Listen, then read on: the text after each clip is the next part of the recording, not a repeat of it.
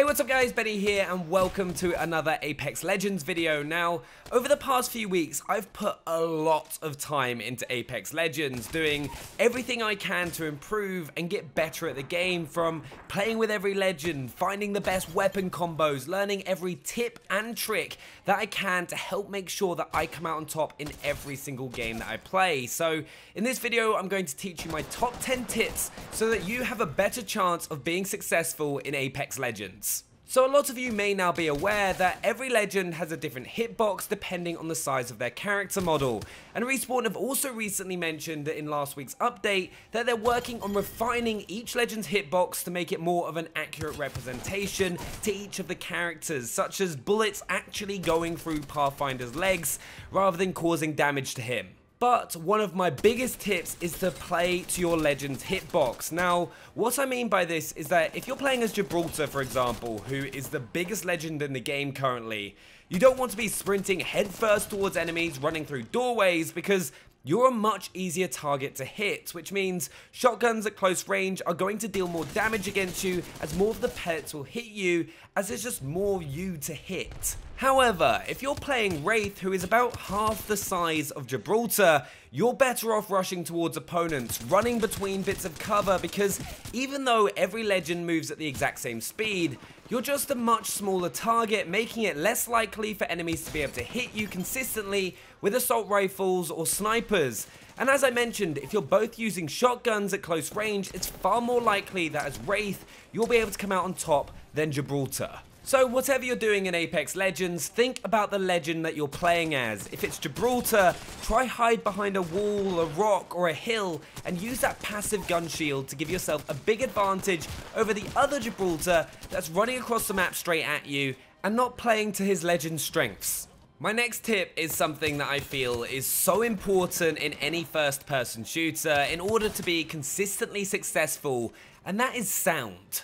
Now, sound in Apex Legends is important to you for a few reasons, mainly enemy footsteps and gunfire, as these two sound cues are going to affect every single decision that you make in Apex Legends. So you want to be able to have the ability to be able to hear footsteps and gunfire as easily and quickly as possible, and be able to tell exactly where those footsteps and gunshots are coming from. Other sound cues that you're going to want to be able to react to are things like an opponent using an energy shield, or reviving a teammate, or reloading, so you know exactly when to push an enemy in order to get a big advantage and more than likely pick up the kill.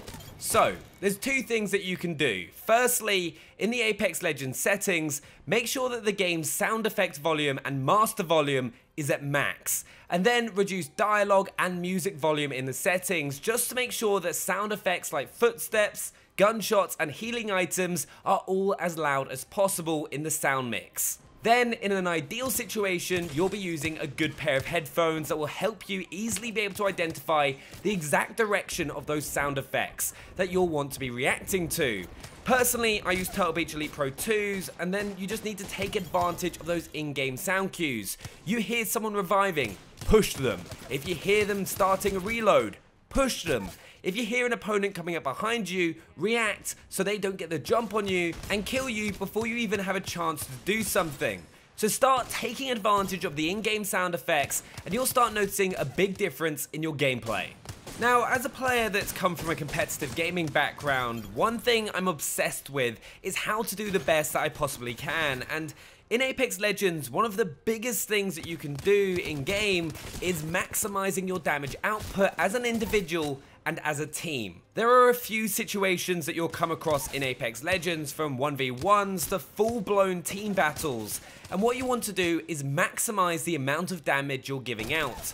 For example, if you start firing at an opponent but they manage to get round a corner and you can see another one of their teammates, don't just blindly rush around the corner trying to get the down, but shift your attention to the other opponent, as you'll be able to output far more damage in a short period of time, putting a lot more pressure on that team, as they'll all need to attempt to replenish their health pools, which means you're more likely to be able to wipe the entire squad and come out on top. Yes, if you can, as a team, attempt to focus your gunfire on one opponent at a time to pick up a kill, but what you always want to be thinking about as your main priority is your team's overall health pool versus your opponent's. There will obviously be exceptions to this. If you can be 100% certain that you'll be able to down an opponent as they're stuck in a corner, then down them, as that does take them out of the fight completely, but always make sure that it's a guaranteed knockdown, as otherwise you might get knocked down yourself and then you lose the advantage that you just gained for your team. But try to actively switch targets and maximize yours and your team overall damage output,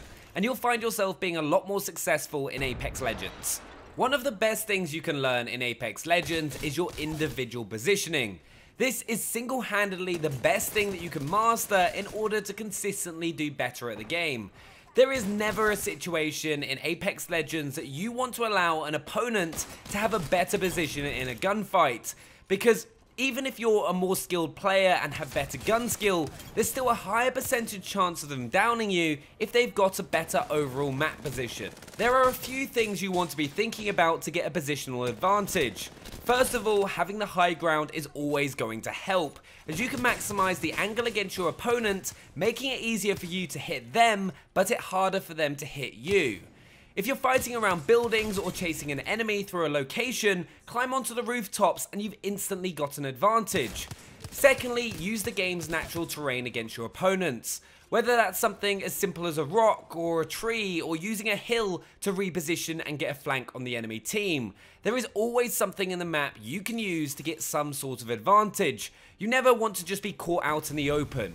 Also, use the circle as a positional advantage. There's a reason a lot of good players will tend to stick to the edge of the circle as it's coming in, as it will reduce the amount of angles that an opponent can come at you from.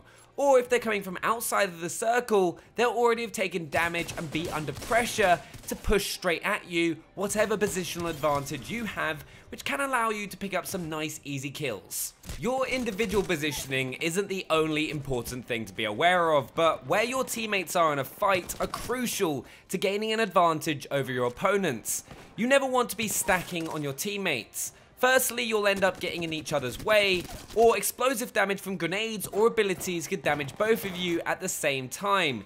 And it also allows enemy teams to be able to coordinate and focus fire on you far easier. So make sure that as a team you stay near each other, but spread out a little bit. Everything I told you about individual positioning is still important. So as a team, you still want to try and do things like getting the high ground, but don't be afraid to try and pinch the enemy and pull off flanks. Try and draw their gunfire away from your teammates, allowing them to push up on them and hopefully pick up a knockdown.